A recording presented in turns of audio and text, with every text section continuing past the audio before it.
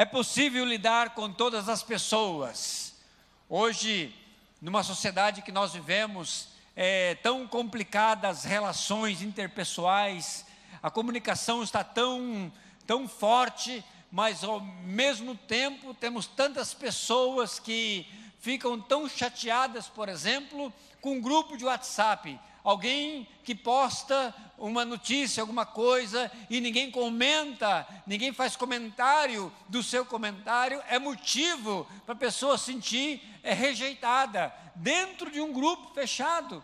Então, como lidar com as pessoas, como viver essa inter-relação familiar, no trabalho, na faculdade, na escola, em todos os lugares. É possível lidar com as pessoas. Por quê? Só depende de você e mais ninguém. A nossa relação interpessoal depende de nós. Nós somos os responsáveis por essa relação, independente de qual é o traço de personalidade da pessoa, de qual é a sua forma de ser, independente da sua classe. Nós é que somos responsáveis da nossa relação interpessoal. E hoje eu gostaria, com você, falar sobre isso. É possível lidar com todas as pessoas. E nesse caminho, nós encontramos várias pessoas. E eu escolhi 3, e nós vamos estar meditando nesses 3 grupos, porque são os mais próximos da nossa realidade, são aquelas pessoas com quais nós relacionamos. Às vezes nós podemos até identificar-nos com essas pessoas, e é um momento oportuno para a gente pedir a Deus agora, para que Ele possa ministrar a palavra dEle no nosso coração, e também confrontar-nos com essa realidade. Então, nesse caminho nós encontramos 3 grupos. O primeiro grupo são os pessimistas. Como é duro lidar com a pessoa pessimista, é ou não é? Ninguém gosta de lidar com pessoas pessimistas. E o pessimismo é a disposição de espírito que leva a pessoa a encarar tudo pelo lado negativo e pior, esperar tudo o pior das coisas. E nós vamos encontrar aqui uma narração que está em Êxodo capítulo 16, e nessa narração nós vamos ver que não importa o que Deus faz com a pessoa pessimista, ela não consegue enxergar as bênçãos de Deus derramadas na vida dela, na família, através do trabalho, através da saúde. Sempre ela quer tirar o lado ruim de todas as coisas. Olha só essa narrativa de Êxodo capítulo 16. Partiram de Elim toda a congregação, não estamos falando aqui de incrédulos, de ímpios, nós estamos falando da congregação de Israel, e veio para o deserto de Sim, que estava entre Elim e Sinai. Olha só o detalhe dessa narração que Moisés escreve, aos 15 dias do 2º mês, e aí vem tudo que Deus havia feito, depois que saíram da terra do Egito. Versículo 2: toda a congregação dos filhos de Israel murmurou contra Moisés e Arão no deserto, e disseram aos filhos de Israel: quem nos dera tivéssemos morrido pela mão do Senhor na terra do Egito, quando estávamos sentados junto às panelas de carne, comíamos pão a fartar, pois nos trouxe a esse deserto para matar-nos de fome toda essa multidão. Olha só, eu escolhi somente uma parte da narração, mas se nós olhássemos todo o contexto dessa narração, nós vamos ver desde o capítulo 14 e um pouco antes do capítulo 14, todos os milagres que Deus fez através de Moisés, falando que Deus estava com o povo judeu, falando que Deus era Deus sobre todas as coisas, sobre Faraó, e Deus mesmo foi endurecendo o coração de Faraó para mostrar a ele e ao povo de Israel que Deus era soberano sobre todas as coisas. E Deus liberta esse povo, eles passam pisando a seco o Mar Vermelho, um milagre tremendo, uma bateria de milagres, e eles passam e eles olham para trás e vê todo o Faraó com seu exército e carros e carruagens vindo sobre eles, contra eles, e de repente outro milagre, Deus destrói todo aquele exército, e todo aquele exército morre, e o povo passa, e Moisés então começa a celebrar e cantar, e Miriam também cantando e louvando, e ele chega no deserto, e ali então começa a crise do pessimista. Ele se revela, no momento de crise, no momento de decisão, no momento que mais espera apoio, o pessimista vem e fala: e nós vamos morrer de sede nesse deserto? E aí Deus transforma as águas amargas em águas doces, e Deus vai fazendo e vai mostrando milagres e milagres e milagres ao povo de Israel, mas o pessimista está sempre para nos colocar para baixo.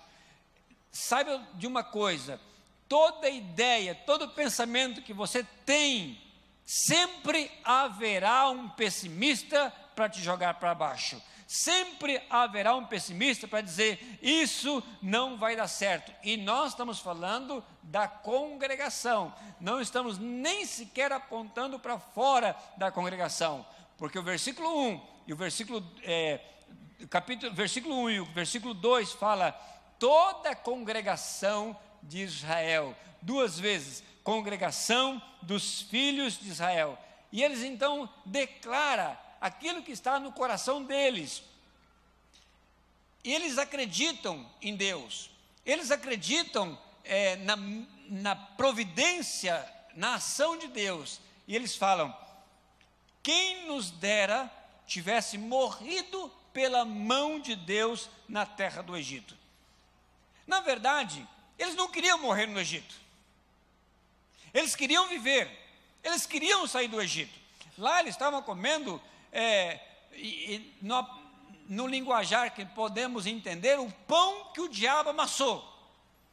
Mas quando eles conseguem ver a obra e conseguem sair daquela situação, o pessimista sempre volta atrás, sempre quer colocar a sua vida ancorada na tragédia, na escravidão, no perigo. Sempre você pode fazer uma análise agora da sua vida, fazer uma análise daquelas pessoas que convivem com você. É só você falar assim: vamos fazer uma viagem, e aí aparece um outro: isso não vai dar certo, isso vai ser prejudicial, e vai acontecer um acidente, e aí vai minando a vida, os projetos, as ideias, em todos os sentidos. E as frases mais comuns de um pessimista isso não vai dar certo, eu já tentei e não deu certo,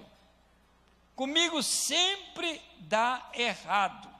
Por mais que ele reconhece a mão de Deus, mas o problema está na sua mente. E sabe qual a pior coisa de um pessimista?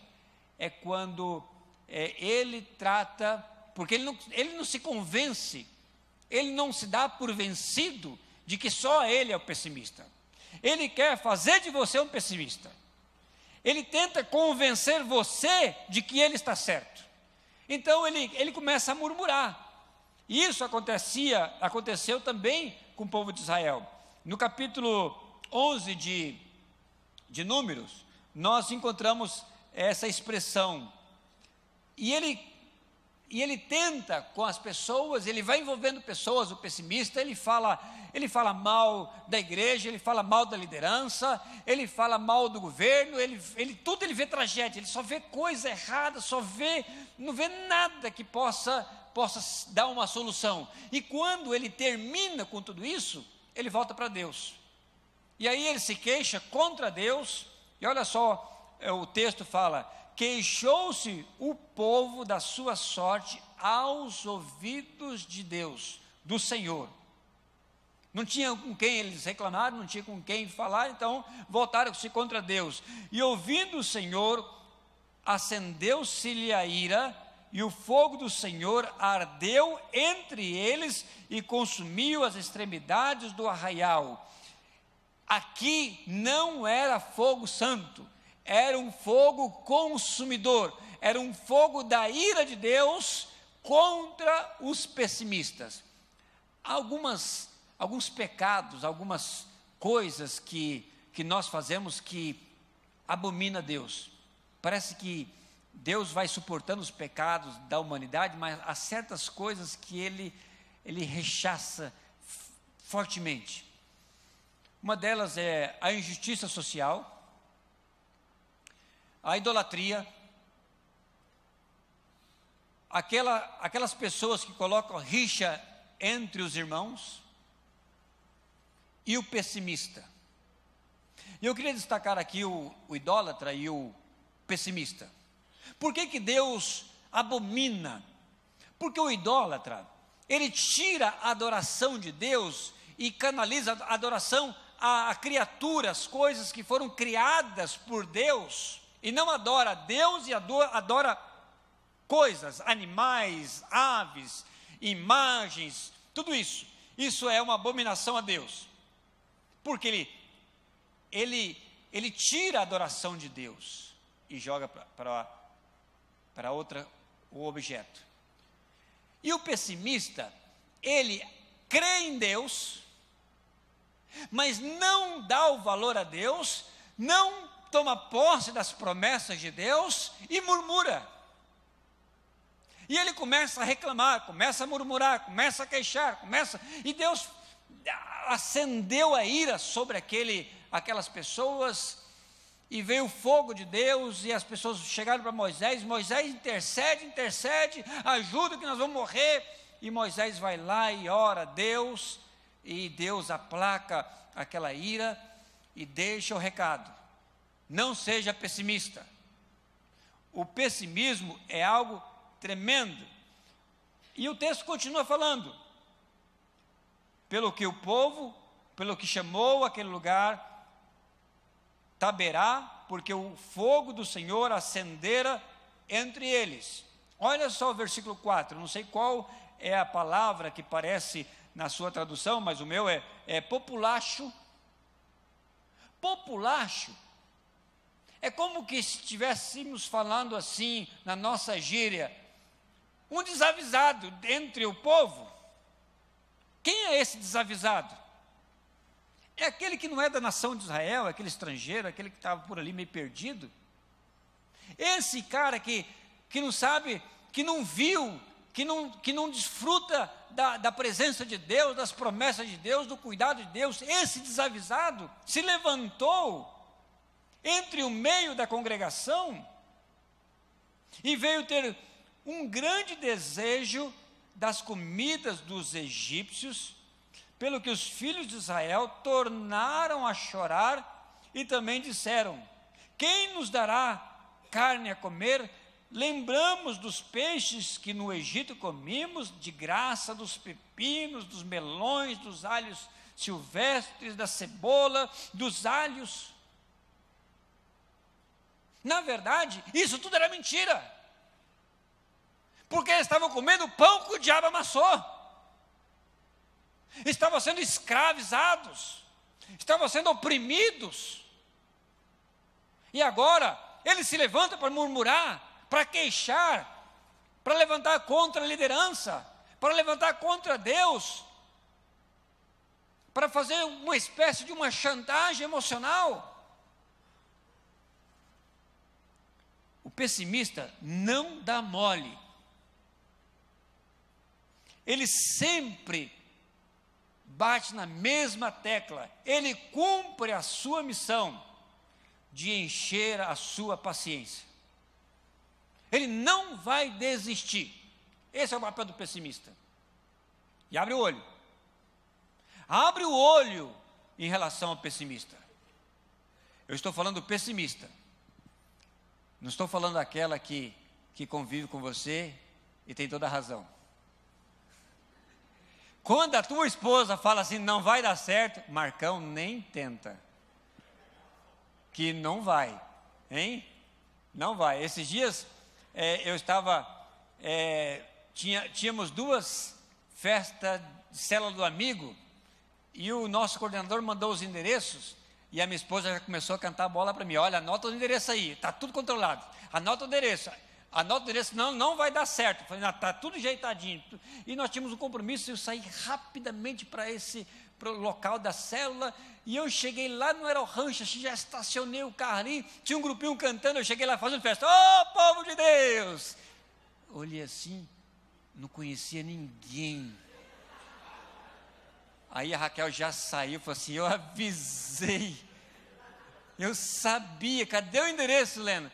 Mas estava aqui o endereço, falei, acho que não é que não. Fui lá, olhei certinho, não é que não, Raquel, mais para cá um pouquinho.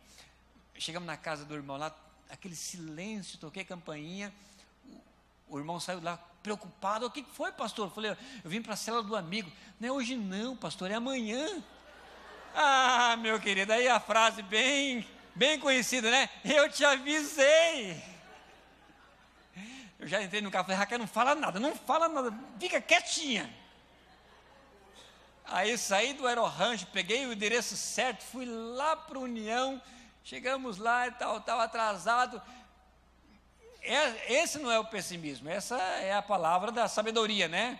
Não vai dar certo, né? Amados, agora o pessimista é aquele que se levanta contra a obra de Deus, se levanta contra Deus e se levanta contra você. E você não pode dar ouvido ao pessimista. Nós vamos falar mais à frente um pouquinho o que você tem que fazer com ele.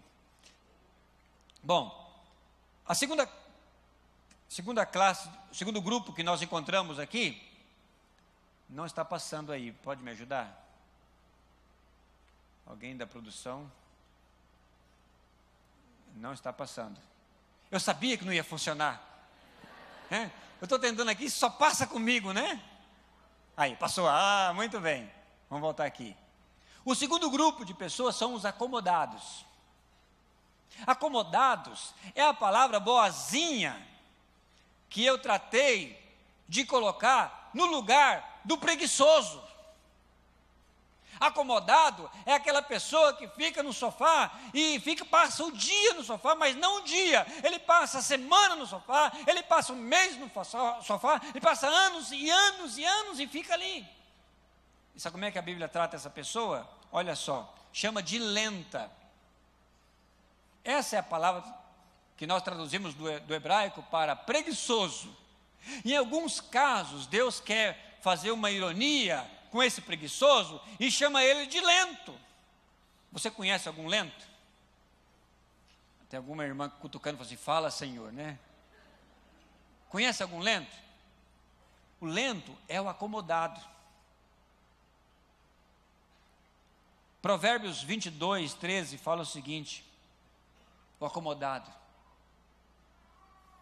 O leão está na rua, é melhor eu ficar em casa. E se tiver um leão na rua? Não é o caso, ele se acomoda com as coisas que estão fora da casa dele, ele vai se acomodando, porque é melhor ficar em casa. Porque o perigo está aí mesmo, vamos estacionar.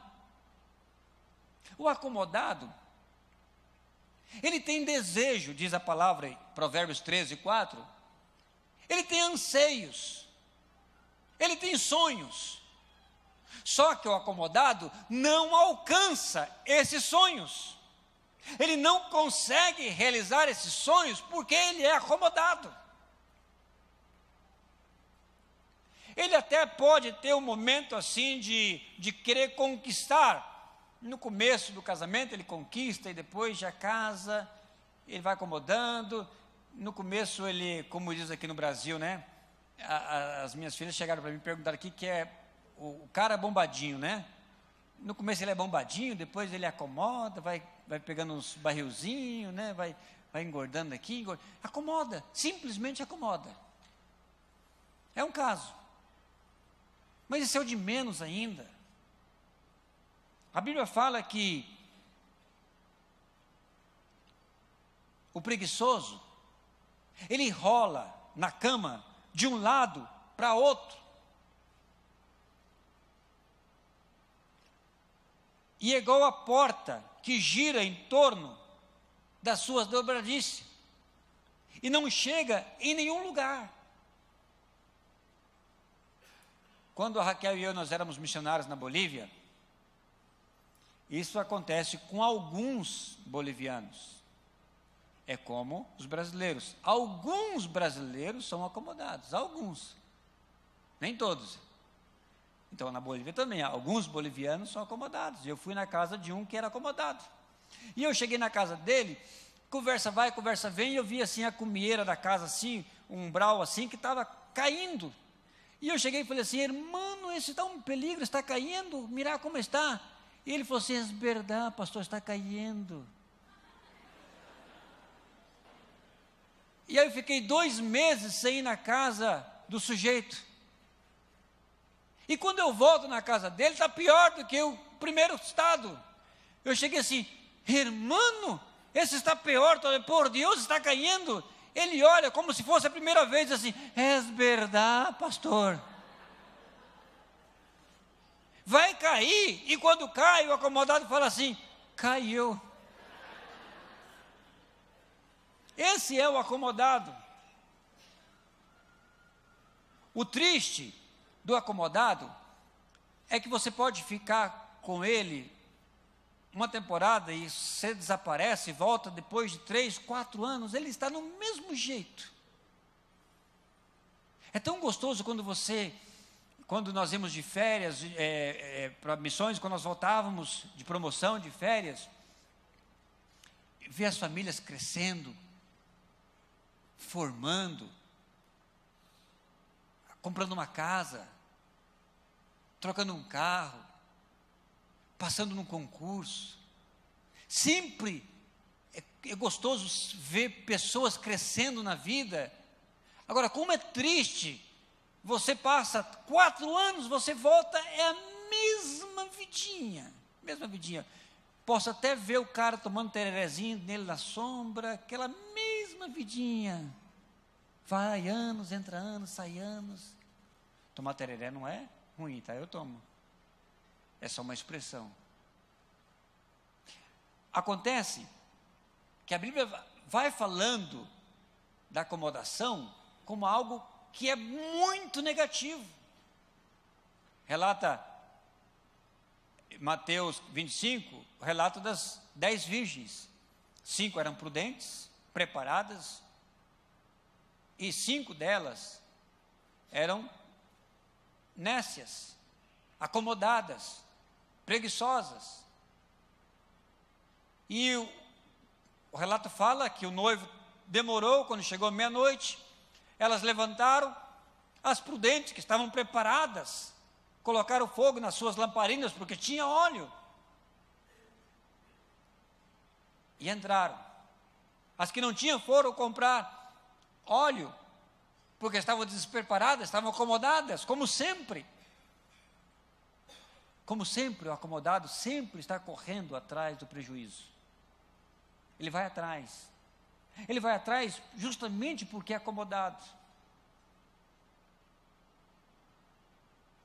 Quantas pessoas que preferem pagar juro de um boleto por não se programar. Mas ele tem o dinheiro, mas não paga porque é acomodado. E aí, quando essas virgens chegaram, a porta estava fechada. Nós temos outro episódio também triste, do caso de Eli. Eli é uma pessoa típica de um cara acomodado. Ele se acomodou com o trabalho dele, ele se acomodou com o ministério, e os filhos foram se acomodando, e o pecado foi entrando na casa, e ele foi se acomodando com o pecado, foi convivendo com o pecado, e ele só comia, bebia. Chegou um momento que aquilo, chegou a Deus, e Deus falou assim: basta, Eli. E Deus deu uma sentença trágica para os filhos de Eli, de mortes trágicas, e termina a vida de Eli, ele gordo, cego, possivelmente tinha uma diabetes severa, porque não se cuidava, se acomodou com a sua saúde, se acomodou com a vida, e terminou. Não significa que a gordura é um descuido, que a diabetes é um descuido. Não é isso. Mas há muitas pessoas que se acomodam. Poderia ter sido diferente a vida de Eli como sacerdote, a vida de seus filhos poderia ser diferente? Sim, poderia. Mas o final da vida deles foram trágicas, porque eles se acomodaram. E o terceiro grupo de pessoas são aquelas que nós gostamos de estar com elas. São as pessoas conquistadoras. São as pessoas valentes, são as pessoas vencedoras. São as pessoas que pegam as dificuldades, jogam para cima e vão para frente, e não importa, está ruim, mas está bom. Quando eu falo de conquistador, eu lembro muito do meu sogro. Meu sogro é de uma família de vários irmãos, no interior de São Paulo. Chegou uma época na vida deles, da juventude deles, o meu sogro falou assim: olha, eu preciso sair para poder ganhar vida. E ele veio para o Mato Grosso, naquela época, trabalhando, lutando, batalhando, longe de fazer qualquer comparação com os outros irmãos. Mas há uma diferença muito clara de uma pessoa que tem Deus no coração e é uma pessoa batalhadora, lutadora, que enfrenta o sol, o calor, a chuva, o que for, que não dá o sono à sua preguiça, não dá o colchão à sua preguiça, que se levanta e que olha e que não espera as oportunidades de chegar na sua casa, ele vai em busca das oportunidades. Esse é o conquistador. E essas pessoas, elas agregam. Nós gostamos de estar com um conquistador. Estar com um pessimista é a pior coisa que tem. Você fala uma coisa, ele fala outra. Você fala uma coisa, ele fala outra. Ele te ganha. O acomodado, misericórdia, né? O preguiçoso, meu pai. Agora, o conquistador, é gostoso estar com ele, falar das suas vitórias, falar das suas conquistas. A pessoa que tem sonho, não estamos falando aqui de um pensamento positivo, não estamos falando disso, não estamos falando de positivismo. O positivismo é uma força mental, o conquistador é aquele que anda pela fé. Veja só, ele faz tudo como que se dependesse dele, mas ele atua como que se tudo dependesse exclusivamente do querer de Deus. Ele faz a parte dele, ele batalha, mas o querer é de Deus. Se Deus quiser abençoar, ele vai abençoar. Amém? E aí nós encontramos então uma narrativa de 1 Samuel 14, que fala de Jonatas e o seu escudeiro. O contexto dessa narrativa é que Israel estava encurralado com 600 homens aproximadamente, e Saul já estava acomodado, juntamente com o neto de Eli, aquele sacerdote que era acomodado também. E ele estava dando por vencido já. E de repente, Jonatas chama o seu escudeiro e fala assim, olha só o que diz o texto. Um dia Jonatas disse ao rapaz que guardava as suas armas, vamos até o acampamento dos filisteus, que fica do outro lado do desfiladeiro. Eles tinham condição de entrar no acampamento dos filisteus? Não tinham. Não tinha nem arma. Tinha uma espada para um exército. Uma situação crítica. Ele não tinha condição humana de enfrentar aqueles filisteus, mas ele fala para o seu ajudante, nós vamos passar lá e vamos do outro lado dos desfiladeiros. E Jonatas não contou ao seu pai, não contou nada a ninguém. Saul estava em Migron, perto de Gibeá, acampado debaixo de um pé de romã. Olha só a descrição de uma pessoa acomodada. Só faltou falar tomando um tereré, né? Gente, eu gosto de tereré, tereré é bom. E aí começa a dizer assim, e com ele estavam mais ou menos 600 homens. O sacerdote que usava o manto sacerdotal era Aías, filho de Aitube, sobrinho de Icabô, que era filho de Finéias, neto de Eli, que havia sido sacerdote do Senhor em Siló. E esses homens, todos eles, estavam embananados. Os homens não sabiam que Jonatas havia saído do acampamento. E no desfiladeiro, olha só a situação geográfica desfavorável a Jonatas. No desfiladeiro que Jonatas tinha que atravessar para chegar ao acampamento dos filisteus, havia duas grandes pedras, uma de cada lado da passagem. Uma se chamava Bosés e a outra Sené. Uma estava ao lado norte do desfiladeiro, de frente para Micmas, e a outra do lado sul, de frente para Geba. Mais ou menos o seguinte, uma verdadeira gebada. O negócio estava furado. E eles mesmo assim, eles assumem a decisão de passar por aquele desfiladeiro e entrar no acampamento dos filisteus. Olha só o que Jonatas fala. Vamos até o acampamento desses filisteus pagãos, porque pode ser que o Senhor nos ajude, e se Ele nos ajudar, nada poderá impedi-lo de nos dar a vitória, ainda que sejamos poucos. Jonatas não está falando dele, do escudeiro, ele está falando dos 600 homens, que estavam do outro lado. Mas ele está considerando que Deus poderia dar vitória a esses homens, 600 acomodados. E o rapaz respondeu, faça o que melhor for, e eu estou com o Senhor. Em outra tradução fala, faça aquilo que está no teu coração, e eu estou contigo. Muito bem, respondeu Jonatas. Vamos até lá, e deixemos que aqueles homens nos vejam. Olha só a proposta. Se eles nos disserem para ficarmos parados até que cheguemos perto de nós, nós obedecemos. Em outras palavras, obedeceremos. Em outras palavras, ou nós corremos, ou estamos mortos.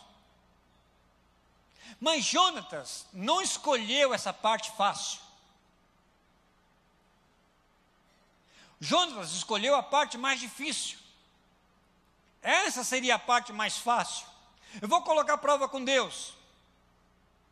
Se eles falarem assim, ó, nós vamos aí até onde você está, nós vamos acertar a situação. Eles poderiam descer e nós poderíamos correr. Mas Jonatas escolheu a parte mais difícil, que foi essa. E eles falaram: se eles falarem, sobe até aqui, que nós lhes mostraremos algo, significa que Deus nos deu a vitória. E eles saíram então ali e deixaram-se ver. E os filisteus falaram: olha, os judeus estão saindo das tocas, estão saindo das cavernas, vem cá, nós vamos mostrar alguma coisa para vocês. Naquele momento, Jonatas olha para o seu escudeiro e fala assim: hoje Deus nos deu a vitória. E diz o texto que eles subiram gatinhando, subiram de gatinhas. E aí diz o final do texto assim, olha: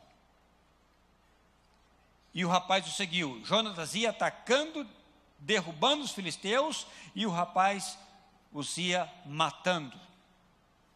Nesse primeiro ataque, eles mataram cerca de 20 homens em uma área mais ou menos de 1.200 metros quadrados. Talvez um pouco maior do que essa parte que nós estamos aqui, juntando aqui por ali.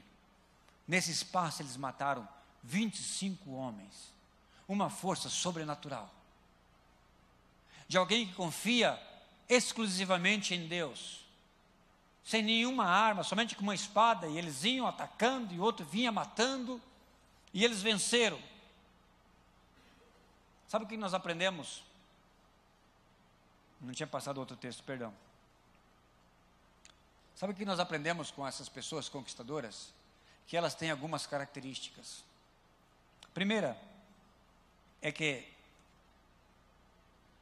essas pessoas não se baseiam nas condições favoráveis. Por pessimista, tudo pode estar bom, mas sempre pode passar alguma coisa. Sempre ele olha para o pior. A pessoa conquistadora é o contrário.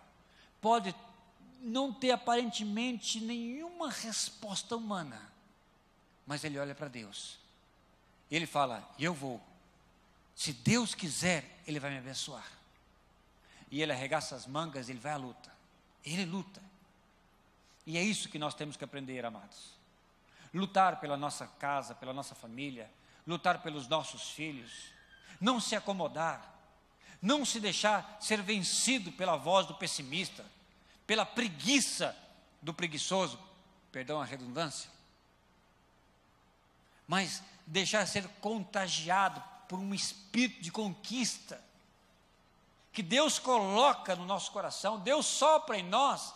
Quando Deus soprou, quando Deus fez o homem, Deus soprou o espírito de vida e falou assim: agora vocês crescem, multipliquem, subjuguem a terra, dominam sobre os peixes, sobre os animais, conquistem. A segunda característica desses homens, dessas pessoas, é que elas estão firmadas e confiam somente em Deus. E assim foi Jonatas, confiando em Deus. Eles escolheram a pior parte, não sabiam o que poderia acontecer lá em cima. Se fosse lá embaixo, seria mais fácil. Mas subindo, eles estariam mais vulneráveis. E chegou lá, Deus fez uma obra tremenda, e fez um ruído, colocou uma confusão, e aquela confusão foi crescendo, e chegou até o acampamento onde estava Saul e seus guerreiros, e de repente eles acordam, e aquela notícia chega, e está acontecendo uma confusão, e conta, e cadê o sacerdote? Chama os acomodados, e busca, e não vira nada. E eles perguntam: quem está faltando entre nós? Aí descobriram que era Jonatas e o seu ajudador. Terceira característica de uma pessoa conquistadora é que ela luta, é uma guerreira, é uma pessoa valente, é uma pessoa que não se deixa vencer pelas primeiras dificuldades, nem as segundas dificuldades, nem a terceira, não se vence nunca.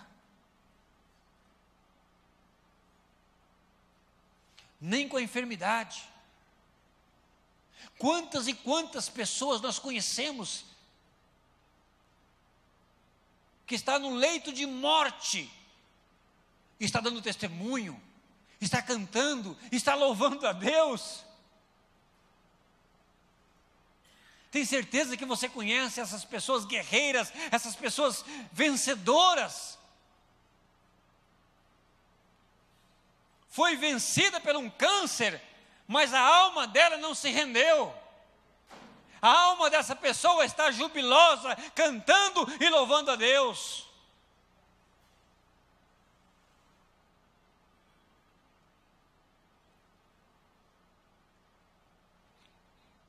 O que nós temos que fazer como pessimista? Como lidar com as pessoas? É possível lidar com as pessoas? Como que você vai lidar com o pessimista? Você ouve o pessimista? Entrega para Deus. Se você quiser, nem ouve o pessimista e entrega para Deus. E cai fora. Você tem que amar, você tem que acreditar, mas o pessimista, ninguém muda. Você não vai mudar o pessimista. Você vai tentar convencer o pessimista do quê? Só Deus pode mudar. E o problema é que nós gastamos 80% do nosso tempo e da nossa energia quando nós encontramos um pessimista. Você tem uma ideia, você tem um projeto, aí você encontra uma pessoa, essa pessoa fala assim: isso não vai dar certo, e aquilo entra na tua alma, entra no teu coração e destrói o projeto de Deus para a sua vida, porque você acredita.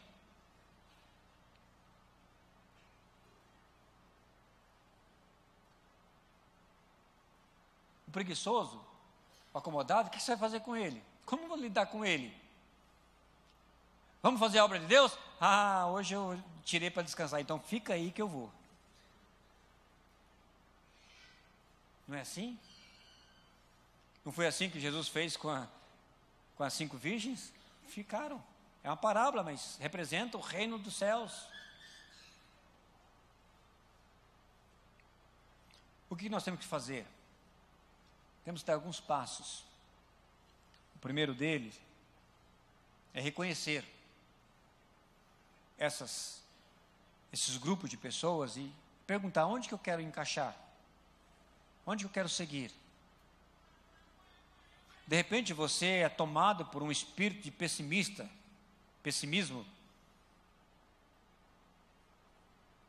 Isso não vem da sua personalidade, desculpa. Isso é um demônio. Deus não fez ninguém pessimista. A preguiça é um pecado. A acomodação é um pecado. Não vos conformeis com esse mundo. Tem pessoas que, quando não tem nada, ela luta, ela jejua, ela busca, e ela quer um trabalho, e Deus dá esse trabalho para ela, e ela glorifica, e ela quer comprar uma casa, e ela faz uma piscina, e ela compra uma chacrinha, e já não quer mais nada com Deus, porque agora tem que cuidar da casa dela, tem que cuidar da chácara, e se acomoda na vida espiritual. Isso é bênção. Nós acabamos de ver aqui uma encenação de pessoas que estão entregando as suas próprias vidas pelo Evangelho, onde não tem casa, não tem chácara, não tem piscina, não tem nada. Lembra do teu primeiro amor? Lembra do teu fogo evangelístico? Lembra das horas que você passava orando, clamando a Deus? Lembra quando você estava, coisa gostosa, quando nós estamos querendo namorar, né? Quando eu conhecia a Raquel e eu jejuava, meu Deus, tem que ser ela. Eu achava, alguém falou para mim, falou assim: Lena, é muita areia para o seu caminhão. Eu falei: não tem problema, eu dou 2, 3 voltas. Aí você vai, você jejua, você ora, entendeu? E aí? E você conquista e você acomoda agora? O teu casamento se acomoda? Como é que está o teu casamento? Como é que está a tua relação íntima? Vamos botar fogo nisso aí? Vamos aquecer a nossa vida? Vamos aquecer a nossa vida espiritual? Vamos voltar, e nós temos que reconhecer. Segundo passo, renunciar. Nós temos que renunciar a isso. Não tem como enfrentar isso se não for através da renúncia. Nós temos que provar da graça do Senhor. Ninguém vai mudar o pessimista. Mas se o pessimista falar, Deus, eu preciso mudar, a graça de Jesus vem sobre a sua vida. A graça de Jesus vem sobre as nossas vidas. E último passo, a luta. Luta contra você mesmo. Negue-se a si mesmo, toma a sua cruz. Às vezes, eu confesso que eu tenho dado voz ao pessimismo. Sabe por quê? Eu tenho escutado os pessimistas. E aí o diabo aproveita aquela frase que eu escutei, que está difícil, que não vai. E quando eu estou lá no meu tempo de oração, o diabo vem jogar na minha mente, dizendo que eu não vou conseguir. E que eu não sou capaz. E que eu não vou ver.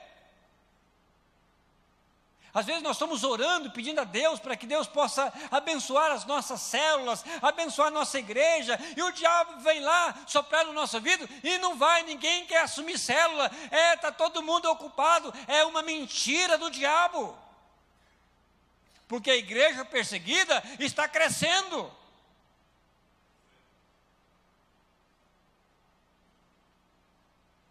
Eu quero te convidar a orar. Feche agora os seus olhos e vamos orar ao Senhor. Eu gostaria, em nome de Jesus, que você pudesse reconsiderar algumas coisas na sua vida, que você pudesse confrontar algumas coisas na sua vida, que você pudesse falar, sim, eu sou esse cara, eu sou essa mulher, então eu preciso de Jesus. Se só Jesus pode convencer, nem o Leno pode convencer uma pessoa, ninguém pode convencer, nem a tua esposa, nem teu esposo pode convencer, só Jesus pode transformar a sua vida. Então vem para Ele. O que você está esperando? Saia da onde você está e fala, Deus, eu preciso do Senhor. Se você quiser, se você precisa do Senhor, eu quero convidar somente aqueles que sentem um toque do Senhor agora, que você fique em pé onde você está. Se você precisa desse encontro com Jesus, dessa renovação, fique em pé onde você está e eu quero orar por você. Alguém? Pode ficar em pé e eu quero orar pela sua vida. Amém? Amém? Sabe, amados, nós precisamos de receber o fogo avivador do Espírito Santo, não o fogo consumidor dele. E você vai poder falar para Deus, Deus, eu preciso ser visitado na minha alma, no meu coração, no meu íntimo. E eu quero entregar minha vida ao Senhor nessa noite. Pai amado, no nome de Jesus, venha sobre nós. Venha sobre esses que ficarem em pé. Venha sobre nós nessa noite. Eu convido toda a igreja agora para que possamos juntos ficar em pé. Venha sobre a tua congregação, Pai. Venha sobre o teu povo. Nós confessamos os nossos pecados.